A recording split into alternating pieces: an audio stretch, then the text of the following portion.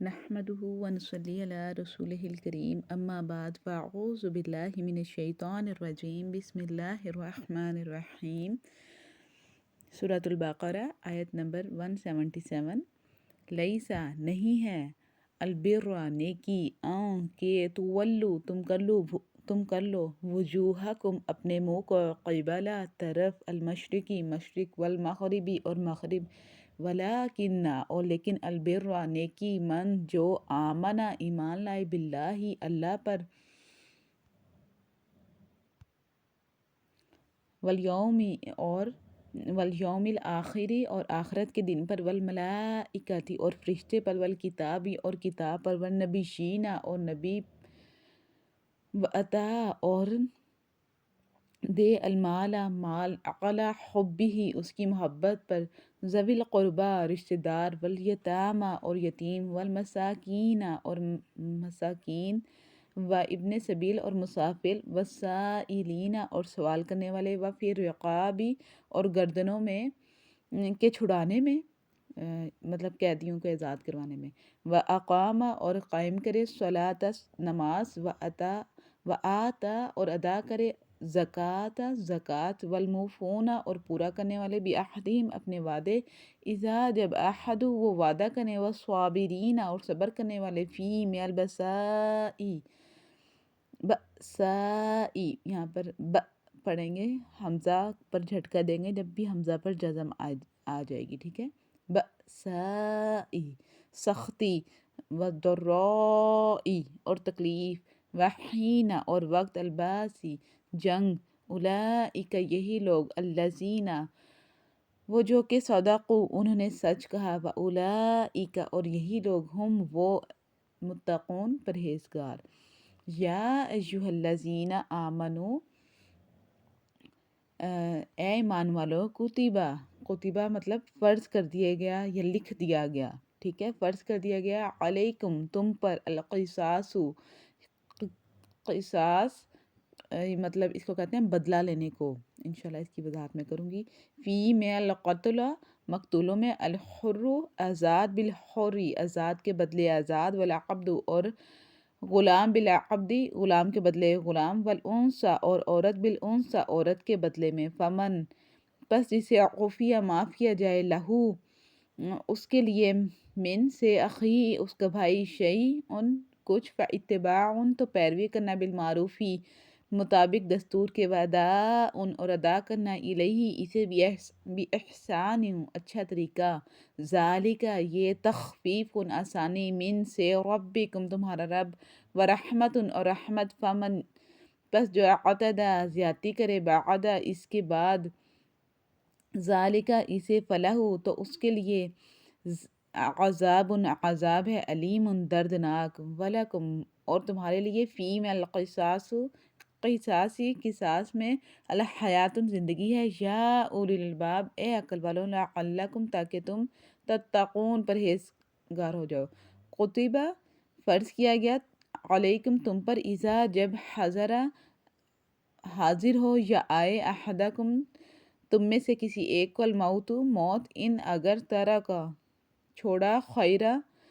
مال، الوصیۃ وصیت، للوالدین والدین کے لیے، والاقربین اور رشتہ دار، بالمعروف دستور کے مطابق، حقا لازم ہے، علی پر، المتقین پرہیزگار، فمن پھر جو، بدلہ بدل دے اسے، بعد ما جو، سمعہ اس کو سنا، فانما تو صرف، اسمہ اس کا گناہ، علی پر، الذین جو لوگ، یبدلونہ اسے بدلہ، ان بے شک اللہ، سمیع سننے والا ہے، علیم جاننے والا ہے۔ فمن پس جو، خاف خوف کرے، من سے، محسن وصیت کرنے والا، جنفاً طرفداری، او اثمن یا گناہ، فاصلح پھر صلح کرا دے، بینہم ان کے درمیان، فلا اثم پس نہیں گناہ، علیہ اس پر، ان بے شک اللہ، غفور بخشنے والا ہے، رحیم رحم کرنے والا ہے۔ یا ایھا الذین آمنوا اے ایمان والوں، کتبہ فرض کیے گئے ہیں، علیکم تم پر، الصیام روزے، کما جیسے، کتبہ فرض کیے گئے تھے، علی پر، الذین جو لوگ، من قبلکم تم سے پہلے، لعلکم تاکہ تم، تتقون پرہیزگار بن جاؤ۔ ایام معدودات، ایامن چند دن، معدودات گنتی کے، فمن پس جو کانا ہو منکم تم میں سے، مریضن بیمار، او جعلا پر سفر، سفر میں، فعدتن تو گنتی کر لے، من سے ایام اخرى دوسرے دن، وعلا اور پر الذین جو لوگ یطیقونہ طاقت رکھتے ہیں، فدیتن بدلہ طعام کھانا، مسکین نادار، فمن پس جو تطوع خوشی سے کرے، خیرن کوئی نیکی، فہوا تو وہ خیر لہو بہتر ہے اس کے لیے، وان اور اگر تصومو تم روزہ رکھو، خیر لکم بہتر ہے تمہارے لیے، ان اگر کنتم تم ہو تعلمون جانتے۔ شہر مہینہ رمضان، رمضان کا، الذی جس نے، انزلہ نازل کیا، فیہ اس میں، القرآن قرآن، ہدن ہدایت ہے، للناس لوگوں کے لیے، وبینات اور روشن دلیلیں ہیں، من سے الہدا ہدایت، والفرقان اور فرقان، فمن پس جو شاہدہ پائے، منکم تم میں سے، الشہر مہینہ، فلیصمہ تو چاہیے کہ وہ روزے رکھے، ومن اور جو کانا ہو مریضن مریض، یا او یا علی پر سفر، سفر میں، فعدتن تو گنتی پوری کرے، من سے ایام اخرى بعد کے دن، یریدو چاہتا ہے، اللہ بکم تمہارے لیے، الیسر آسانی، ولا یریدو اور نہیں چاہتا، بکم تمہارے لیے، العسر تنگی، ولیتکملوا اور تاکہ تم پوری کر لے، عدت گنتی، ولیتکبروا اور اگر تم بڑائی کرو، اللہ پر ما ہداکم جو تمہیں ہدایت دی، ولعلکم اور تاکہ تم تشکرون شکر کرو۔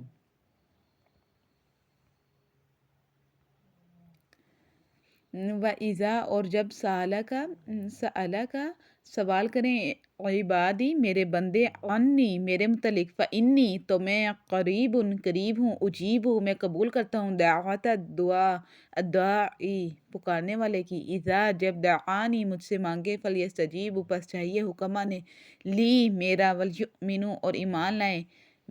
بی مجھ پر، لعلہم تاکہ وہ، یرشدون ہدایت پائیں۔ جی یہاں تک آج آپ کا سبق ہے۔ جی دیکھتے ہیں تفسیر۔ تو اللہ تعالیٰ دیکھیں ان آیات میں، آیتیں تمام ہی ماشاءاللہ سے بہت پیاری ہیں، اور نبی پاک صلی اللہ علیہ وسلم پر یہ قرآن پاک اترا۔ تو آج ہم پڑھیں گے کہ کس مہینے میں یہ قرآن پاک اترا تھا، ٹھیک ہے، اور آخری آیت بھی کس مہینے میں اتری تھی، انشاءاللہ تعالیٰ یہ سب چیزیں پڑھیں گے ہم۔ تو سب سے پہلے 177 آیت آپ دیکھیں، اس میں ہے کہ لیس البر ان تولوا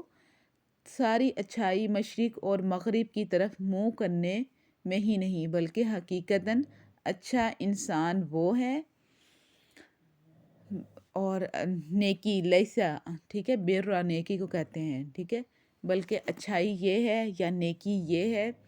کہ آدمی اللہ کو، یوم آخرت کو، ملائکہ کو، اور اللہ کی نازل کی ہوئی کتاب کو، اور اس کے پیغمبر کو دل سے مانے، اور اللہ کی محبت میں اپنا دل پسند مال رشتہ داروں اور یتیموں پر، مسکینوں پر، مسافروں پر، مدد کے لیے ہاتھ پھیلانے والوں پر اور غلاموں کی رہائی پر خرچ کرے، نماز قائم کرے اور زکوٰۃ دے، اور نیک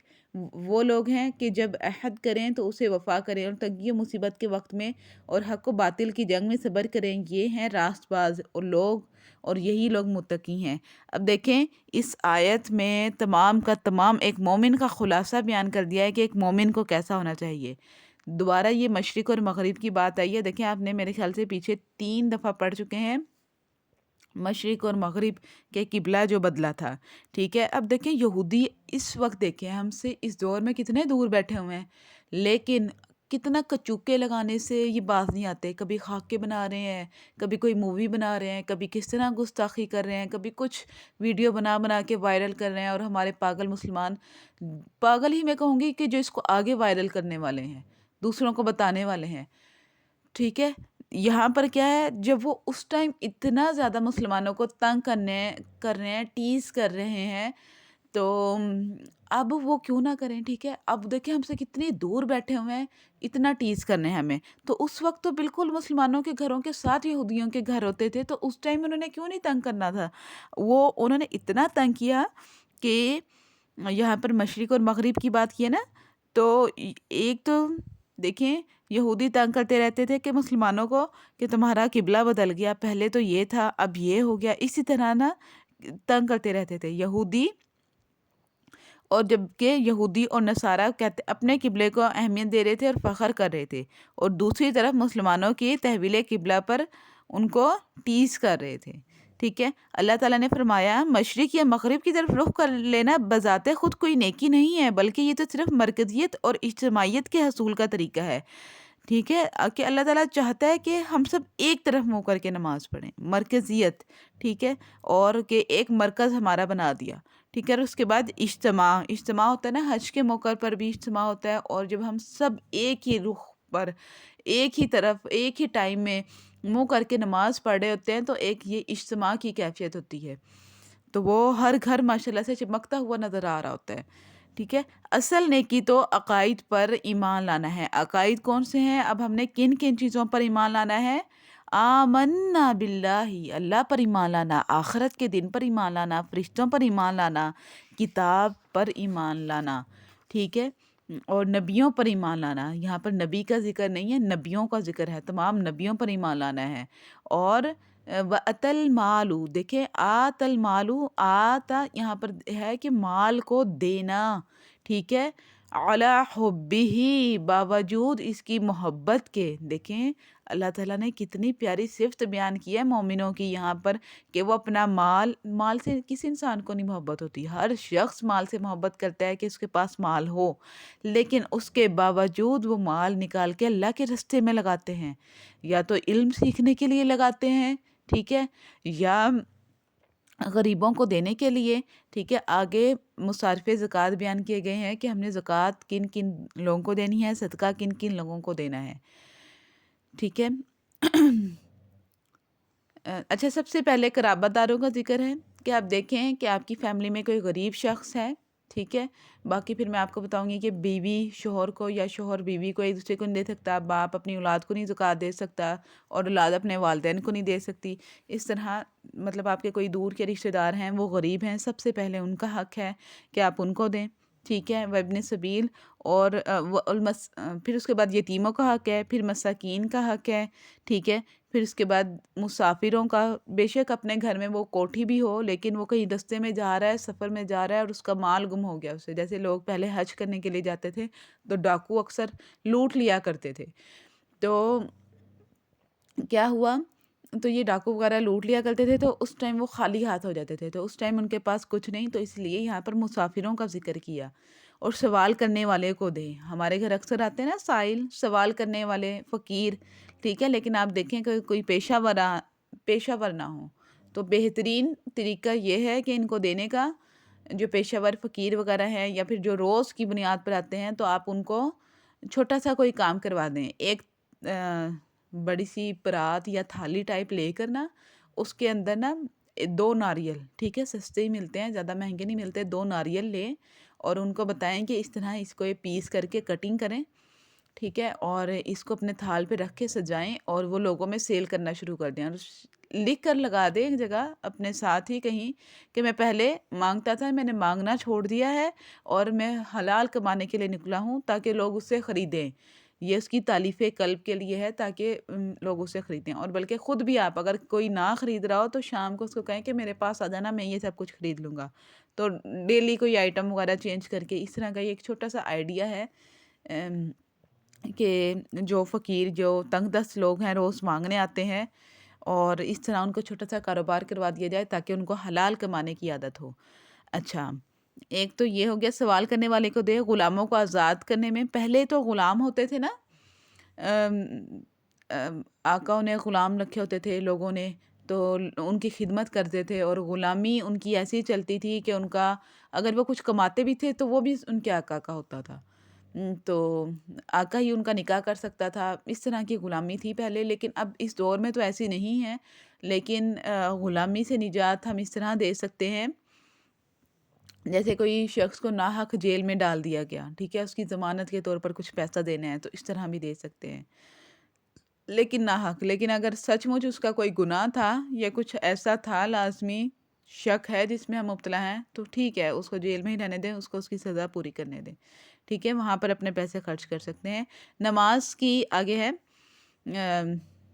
دیکھیں آگے ذکر ہو رہا ہے احکامات کا، ٹھیک ہے، عبادات کا، نماز کی پابندی اور زکوٰۃ کی ادائیگی کرے۔ دیکھیں ان 2 عبادات کا ذکر ہے، اس کے علاوہ اور بھی عبادتیں ہیں لیکن ان کا بھی ذکر نہیں آ رہا، انشاءاللہ تعالیٰ انہی آیات میں آگے آئے گا۔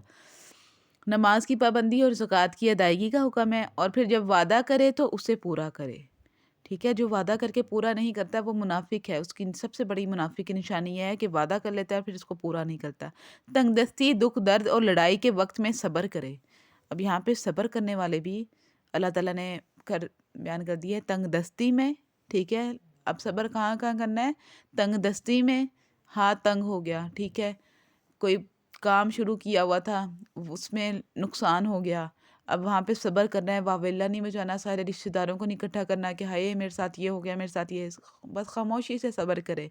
دکھ درد میں کوئی بھی تکلیف آئے، ٹھیک ہے، کوئی ایکسیڈنٹ ہو گیا اللہ نہ کرے، یا پھر کوئی ایسی بیماری آ گئی، تو وہاں پر صبر کرنا ہے، خاموشی اختیار کرنی ہے، تو واویلا نہیں مچانا۔ لڑائی کے وقت، ٹھیک ہے، اور لڑائی کے وقت صبر کرے جب کوئی بھی لڑائی ہو رہی ہو، یہ باہر کی لڑائی الگ ہے، ٹھیک ہے، جنگیں الگ ہیں، اور یہاں پر لڑائی کے وقت مطلب گھر میں بھی لڑائی ہوتی ہے، تو اس وقت خاموش رہنا ہے، حق پر ہونے کے باوجود اس ٹائم خاموش ہو جائیں، اور اس کے تھوڑی دیر بعد یا پھر کچھ دن بعد جب معاملہ ٹھنڈا ہو جائے تو اس کے بعد پھر بتا دیں کہ سچ بات یہ تھی اور آپ اس ٹائم اس طرح غلط پر تھے، لیکن لڑائی کی وجہ سے میں نہیں بول سکی کیونکہ لڑائی اور زیادہ بھڑک جانی تھی۔ اگر فوری طور پر بولا جائے نا تو لڑائیاں اور زیادہ بھڑک جاتی ہیں۔ کوئی ایسا سختی سے جواب نہ دیں، آگے سے منہ نہ پھاڑیں، بلکہ خاموش ہو جائیں، صبر کریں، تو اللہ تعالیٰ بے شک صبر کرنے والوں کے ساتھ ہے۔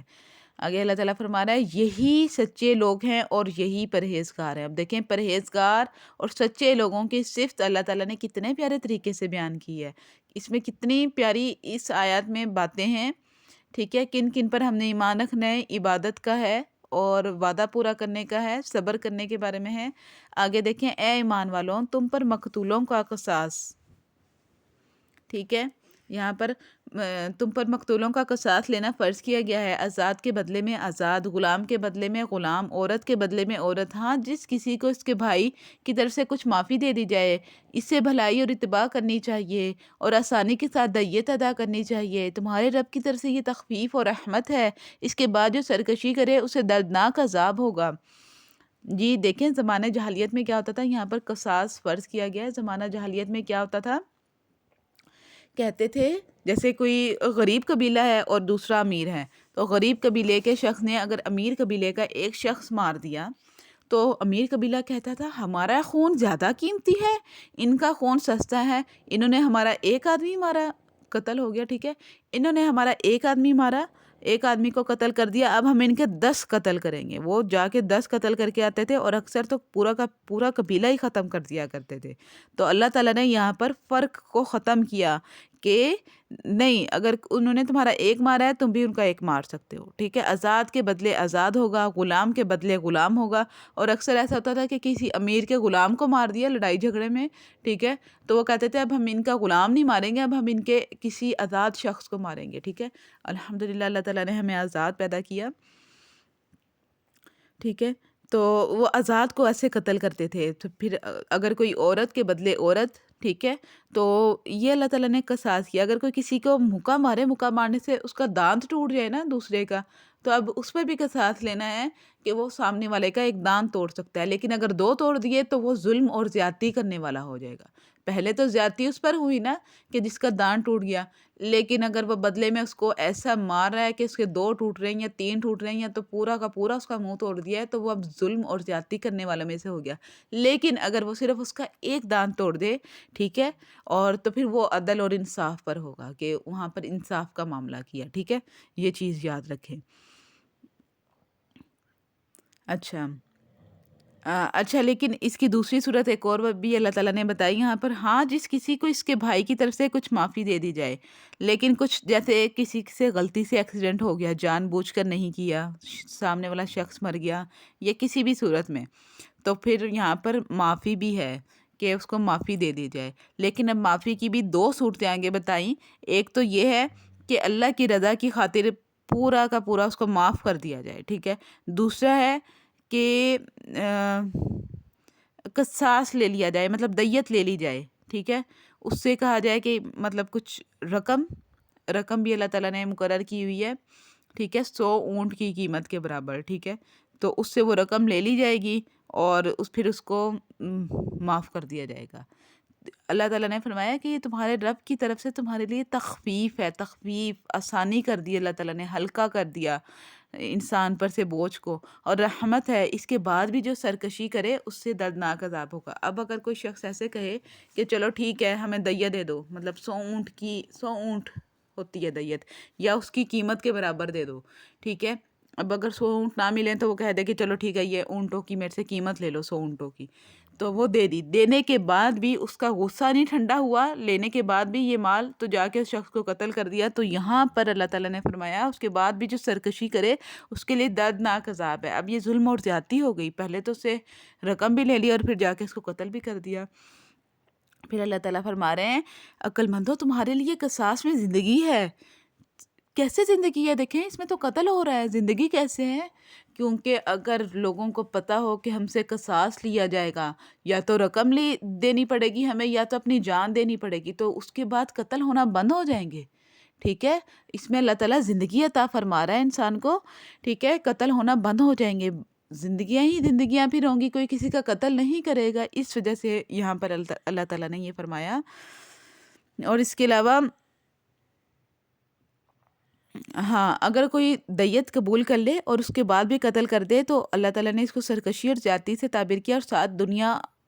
کے ساتھ ساتھ آخرت کی سزا بھی اس شخص کے لیے بتائی ہے۔ اور پھر کوئی قتل کرنے والا جرت نہیں رکھے گا کسی کو قتل کرنے میں، اس وجہ سے یہاں پر زندگی کا ذکر ہے۔ آگے ہے کہ تم پر فرض کر دیا گیا جب تم میں سے کوئی مرنے لگے اور مال چھوڑ جاتا ہو تو اسے اپنے ماں باپ اور قرابت داروں کے لیے اچھائی کے ساتھ وصیت کر جائے، اور پرہیزگاروں پر یہ حق ثابت ہے۔ آیت نمبر 180، اب یہ لکھ لیں اس کے آگے کہ یہ آیت جو ہے اس کی نا اس کا حکم جو ہے وہ منسوخ ہو چکا ہے۔ یہ آیت کیا کہلاتی ہے؟ موارث، میم واو الف رے یہ سے، موارث، یعنی کہ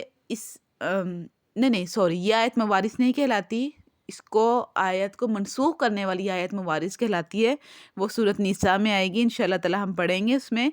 تو اس میں کیا فرمایا اللہ تعالیٰ نے؟ وہاں پر حصے مقرر کر دیے تھے۔ پہلے تھا کہ پہلے وصیت پہلے یہ آیت اللہ تعالیٰ نے نازل کی کہ جو بھی ہے شخص وہ اپنے قرابت داروں کے لیے، والدین کے لیے اگر اس کے پاس مال ہو تو وہ وصیت کر کے جائے، ٹھیک ہے،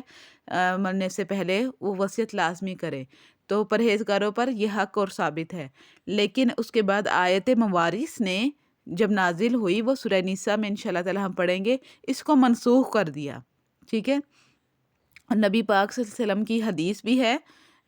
نبی پاک صلی اللہ علیہ وسلم نے فرمایا اللہ تعالیٰ نے ہر حق والے کو اس کا حق دے دیا، یعنی ورثہ کے حصے مقرر کر دیے، پس اب کسی وارث کے لیے وصیت کرنا جائز نہیں ہے۔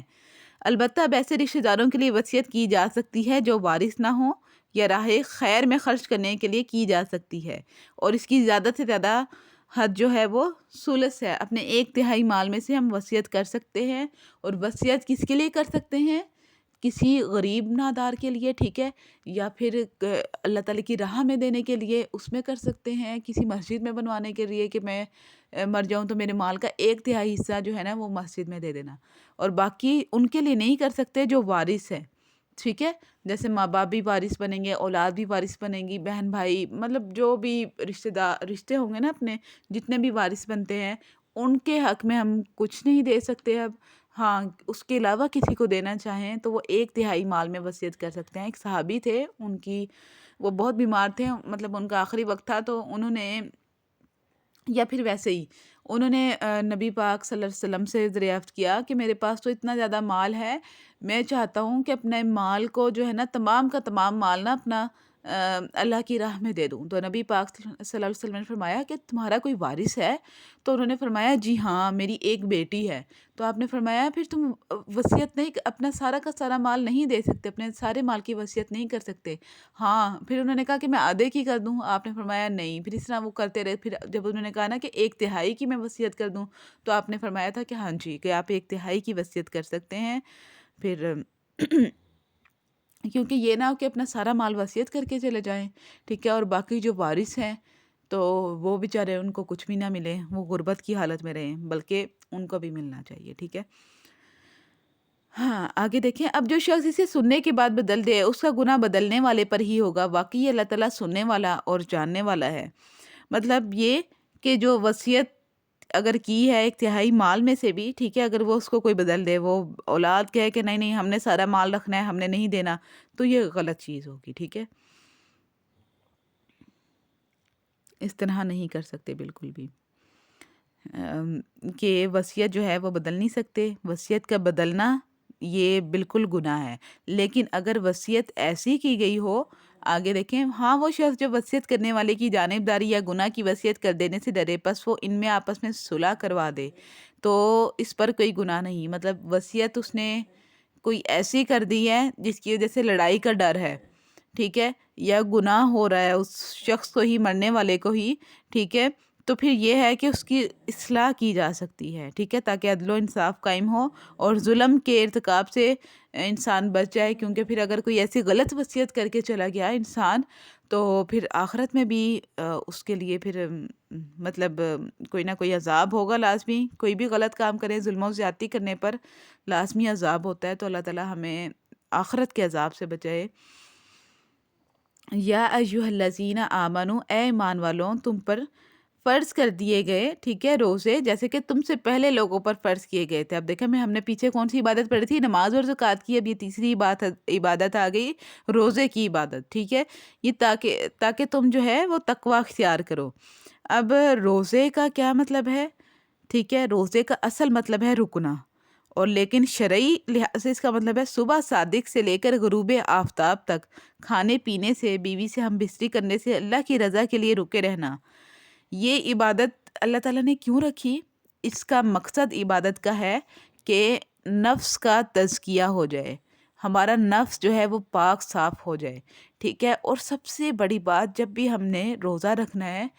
تو ابھی بھی دیکھیں سردیوں کے دن ہیں، کتنے پیارے یہ دن ہیں کہ چھوٹے چھوٹے سے دن ہیں، ہم روزہ رکھ سکتے ہیں. اس میں یہ نفلی ہمارے روزے ہوں گے. لیکن یہاں پر جو فرض روزے ہیں نا رمضان کے، ان کا ذکر ہے تاکہ تم تقوی اختیار کرو. انسان متقی بن جاتا ہے جب انسان روزے رکھتا ہے، تو اس کے اندر تقوی کی صفات آنے لگ جاتی ہیں، وہ اللہ تعالیٰ سے ڈرنے لگ جاتا ہے. کتنے غلط کام ہیں کہ انسان کرنے سے رک جاتا ہے.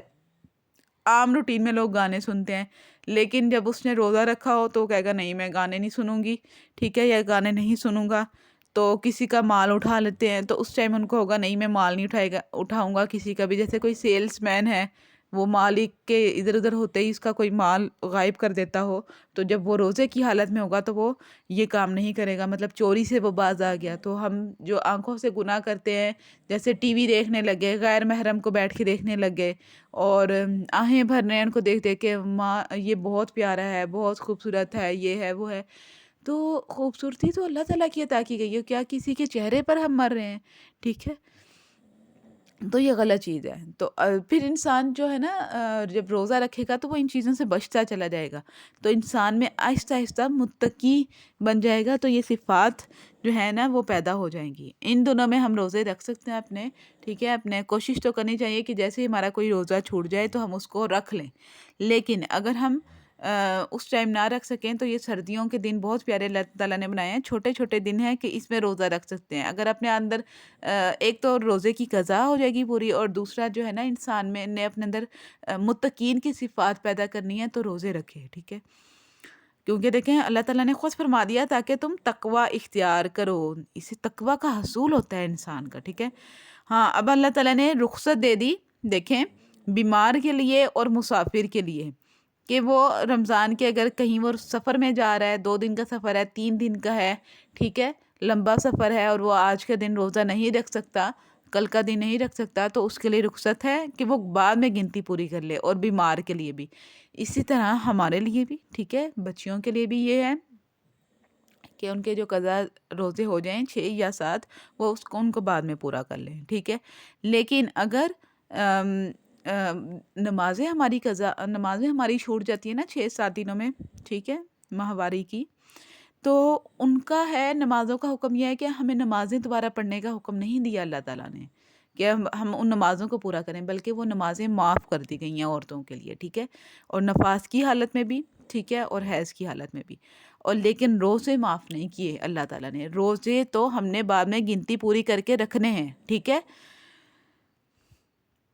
اب یہاں پر دیکھیں، وَعَلَى الَّذِينَ يُطِيقُونَهُ، اس کا مطلب ہے فدیتن، اس کا مطلب ہوگا نہایت مشقت سے روزہ رکھ سکیں، ٹھیک ہے۔ اب کسی شخص کو بڑھاپا آ گیا اور یا تو کوئی ایسی بیماری آ گئی جسے شفا یابی کی امید ہی نہیں ہے، لیکن ادھر سے رمضان بھی آ گیا، اب روزہ تو رکھنا ہے، روزہ تو سب نے رکھنا ہے، ٹھیک ہے، بالغ نے، ہر شخص نے۔ تو پھر روزہ رکھنے میں اگر اس کو مشقت ہو رہی ہے، ٹھیک ہے، تو وہ ایک مسکین کو کھانا دے دے بطور فدیہ کے، ٹھیک ہے۔ اچھا، لیکن اگر کوئی شخص ایسا ہو کہ اس کی چھوٹی سی بیماری ہے، ٹھیک ہے، مطلب اس کی بعد میں وہ ٹھیک ہو سکتا ہے، یا پھر کوئی ایسی بڑی بیماری بھی ہے لیکن بعد میں وہ ٹھیک ہو گیا، تو پھر وہ جو ہے وہ اپنے لازمی روزے کی گنتی پوری کرے گا، ٹھیک ہے۔ اچھا، اور اس کے بعد ہے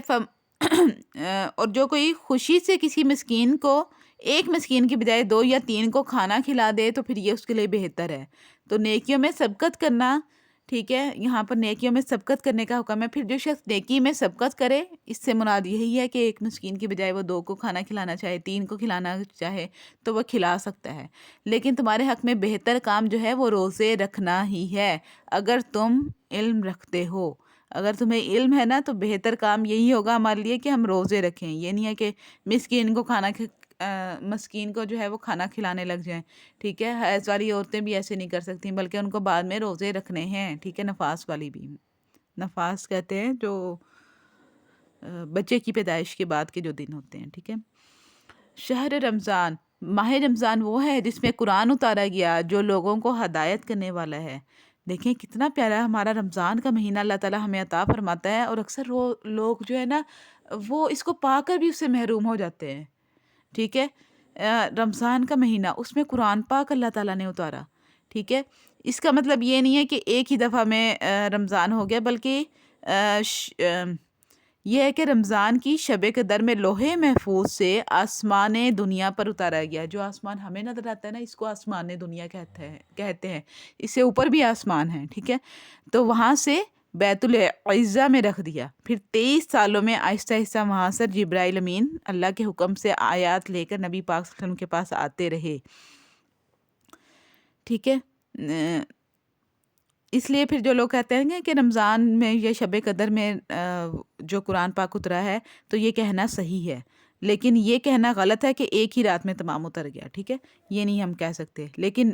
آغاز جو ہے وہ رمضان میں ہوا، ٹھیک ہے۔ پہلی وحی جو غار ہیرا میں آئی تھی وہ رمضان میں آئی تھی، ٹھیک ہے، اور آخری وحی کا بھی یہی ذکر ہے۔ اچھا، رمضان میں دیکھیں اللہ تعالیٰ رمضان کے بارے میں بتا رہا ہے، تم میں سے جو شخص اس مہینے کو پائے تو اس کا روزہ رکھنا چاہیے۔ دیکھیں وہ والا حکم دوبارہ اللہ تعالیٰ دے رہا ہے، جس کی بات کی اللہ تعالیٰ نے تاکید کرنی ہے۔ نبی پاک صلی اللہ علیہ وسلم نے احادیث میں بھی اس کا بار بار حکم آئے گا، اور آیات میں بھی ان کا بار بار حکم آئے گا جس کی تاکید کی جاتی ہے۔ دیکھیں اس مہینہ کو پائے تو اسے روزہ رکھنا چاہیے، ہاں جو بیمار ہو یا مسافر ہو اسے دوسرے دنوں میں یہ گنتی پوری کرنی چاہیے۔ اللہ تعالیٰ کا ارادہ تمہارے ساتھ آسانی کا ہے، سختی کا نہیں ہے، وہ چاہتا ہے کہ تم گنتی پوری کرو، اور اللہ تعالیٰ کی دی ہوئی ہدایت پر اس کی بڑائی بیان کرو اور اس کا شکر ادا کرو، ٹھیک ہے۔ نبی پاک صلی اللہ علیہ وسلم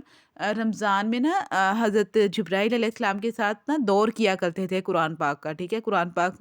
کا دور کرنا مطلب قرآن پاک ان کے ساتھ ریوائز کیا کرتے تھے۔ ابھی بھی آپ حفاظ کو دیکھ لیں کہ وہ رمضان میں لازمی قرآن پاک کا دور کرتے ہیں۔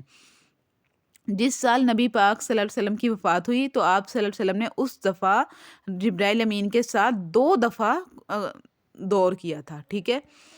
تو پھر رمضان کی 3 راتوں مطلب 23، 25 اور 27 میں آپ صلی اللہ علیہ وسلم نے صحابہ کو باجماعت قیام اللیل بھی کرایا، جس کو اب تراویح کہا جاتا ہے، ٹھیک ہے۔ اور پھر تراویح کی رکعت بیان کی گئی ہیں، یہ کتنی ہیں؟ تو صحیح بخاری میں حضرت عائشہ رضی اللہ کی روایت موجود ہے کہ نبی پاک صلی اللہ علیہ وسلم کا 20 رکعت تراویح پڑھنا کسی بھی صحیح حدیث سے ثابت نہیں ہے۔ تو وہ کیا فرماتی ہیں کہ تراویح 8 رکعت، ٹھیک ہے، وتر کے ساتھ جو ملا کر وہ 11 رکعت ہے۔ تو یہ انشاءاللہ تعالیٰ جب ہم تراویح کے بارے میں کمپلیٹ پڑھیں گے انشاءاللہ میں پھر اس کے بارے میں یہ آپ کو تمام دلائل دوں گی، جنہوں نے 20 رکعت کہا، جنہوں نے 8 رکعت کہا، جنہوں نے 12 رکعت کہا، تو انشاءاللہ تعالیٰ اس کے بارے میں بتاؤں گی، کیونکہ 20 رکعت میں تو دیکھیں مشکل بھی ہوتی ہے لوگوں کو، اس وجہ سے محض نفل کی نیت سے 20 رکعتیں یا اس سے کم یا زیادہ پڑھی جا سکتی ہیں، ٹھیک ہے۔ یہ میں تفسیر سے دیکھ کر یہ الفاظ پڑھ رہی ہوں، تاکہ میں اپنی طرف سے کچھ ایڈیشن نہ کر سکوں، اللہ مجھے معاف فرمائے، ٹھیک ہے، میں تفسیر سے دیکھ کر یہ پڑھ رہی ہوں، ٹھیک ہے۔ اچھا، یہ رمضان المبارک کے انشاء اللہ تعالیٰ احکام اور مسائل جب ہم پڑھیں گے تو اس میں انشاء اللہ تعالیٰ یہ کمپلیٹ آپ کو بتاؤں گی۔ اب یہ نہ کر دینا کہ آپ لوگ تراویح ہی پڑھنا چھوڑ دیں، کہ یہ ثابت نہیں ہے، بلکہ تراویح پڑھائی ہے نبی پاک صلی اللہ علیہ وسلم نے صحابہ کو، ٹھیک ہے۔ اور کہتے ہیں کہ کچھ دن پھر مسجد میں پڑھائی، اس کے بعد پھر آپ گھر میں پڑھنے لگے۔ وجہ یہ تھی کہ یہ مسلمانوں پر جو ہے وہ فرض نہ ہو جائے، تو اب یہ واجب کا درجہ رکھتی ہے۔ جی، رمضان المبارک کے احکام و مسائل کے درمیان دعا کا مسئلہ بیان کر کے اللہ تعالیٰ نے یہ واضح کر دیا کہ رمضان میں دعا کی بھی بڑی فضیلت ہے، جس کا خوب اہتمام کرنا چاہیے، خصوصاً افطاری کے وقت، ٹھیک ہے۔ آگے نا دعا کے بارے میں اللہ تعالیٰ کیا فرما رہا ہے، جب میرا بندہ میرے بارے میں آپ سے سوال کرے تو آپ کہہ دیں کہ میں بہت قریب ہوں، ہر پکارنے والے کی پکار کو جب کبھی وہ مجھے پکارے قبول کرتا ہوں۔ اب بتائیں کہ اب ہم خود سے دعا کر سکتے ہیں کہ نہیں؟ لوگ کہتے ہیں کہ درمیان میں وسیلہ بنائیں، ٹھیک ہے، فلاں سے جا کے دعا کروائیں فلاں کو، لیکن اللہ تعالیٰ نے کہا کہ مجھے پکارو، میں تمہاری دعا قبول کروں گا، ٹھیک ہے۔ اگر اللہ تعالیٰ پھر یہ اگر ہوتا نا درمیان میں کوئی وسیلہ، تو پھر لازمی یہ آیات میں کچھ آنا تھا کہ فلاں کے ذریعے سے پکارو مجھے، نہیں، اللہ تعالیٰ نے فرمایا کہ مجھے پکارو، میں دعا قبول کروں گا۔ آیات کا ترجمہ میں دوبارہ سے پڑھ دیتی ہوں، ریپیٹ کر دیتی ہوں تاکہ آپ کو بھی سمجھ میں آئے۔ جب میرے بندے میرے بارے میں آپ سے سوال کریں تو آپ کہہ دیں کہ میں بہت ہی قریب ہوں، ہر پکارنے والے کی پکار کو جب کبھی وہ مجھے پکارتے ہیں قبول کرتا ہوں۔ اس لیے لوگوں کو بھی چاہیے کہ وہ میری بات مان لیا کریں اور مجھ پر ایمان رکھیں، یہی ان کی بھلائی کا باعث ہے۔ دیکھیں کتنے پیارے طریقے سے اللہ تعالیٰ بیان فرما رہا ہے کہ ایک تو میں قریب ہوں بندے کے، الحمدللہ الحمدللہ، اللہ تعالیٰ کی پاکی بیان کریں، سبحان اللہ، الحمدللہ، اللہ اکبر، لا الہ الا اللہ۔ میں پکارنے والے کی پکار کو جب کبھی وہ مجھے پکارے، ٹھیک ہے۔ اب آپ نے یہ سبق پڑھ کے نا کمپلیٹ کر کے دعا مانگنی ہے اللہ تعالیٰ سے، اللہ تعالیٰ قبول کرنے والا ہے۔ کتنا یہاں پر یقین ہمارا پکا ہو رہا ہے کہ ہمارا اللہ ہماری دعا قبول کر رہا ہے، جس کی جو بھی دعا ہوگی نا۔ تو میں نے کہا نا کہ قرآن پاک کا حق ادا کرنا، اس میں میں نے پیچھے آپ کو پڑھایا، اس میں ایک یہ بھی تھا نا کہ جب آیت جنت کی آئے، جنت کے بارے میں آئے تو آپ جنت کا سوال کریں، جب جہنم کی آئے تو فوراً جہنم سے پناہ مانگے۔ اب یہاں پہ کتنی پیاری آیت آئی ہے کہ میں دعا قبول کرتا ہوں، تو کیوں نہ ہم دعا مانگیں، یہاں پر لازمی دعا مانگیں۔ اس لیے لوگوں کو بھی چاہیے کہ وہ میری بات مان لیا کریں، ٹھیک ہے۔ اللہ کی بات ماننی ہے، اللہ پہ ہی ایمان رکھنا ہے، اللہ ہی واحد ہے۔ اللہ تعالیٰ خود اس آیت میں فرما رہا ہے کہ میرے سے مانگو، مجھ سے مانگو، ٹھیک ہے۔ اچھا، یہاں پر دو آداب بیان ہوئے ہیں، وہ میں آپ کو بتا دوں، جن میں سے دو یہاں بیان کیے گئے ہیں۔ ایک اللہ پر صحیح معنوں میں ایمان، اور دوسرا اس کی اطاعت و فرما برداری۔ اسی طرح احادیث میں حرام خوراک سے بچنے اور خشوع و خضوع کا اہتمام کرنے کی تاکید کی گئی ہے۔ ماشاءاللہ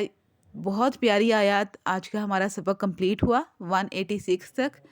چلیں آپ سب بھی دعا مانگیں اللہ تعالیٰ سے، میں بھی مانگتی ہوں۔ سبحانک ربک رب العزت عما یصفون وسلام علی المرسلین والحمد للہ رب العالمین۔ السلام علیکم ورحمۃ اللہ وبرکاتہ۔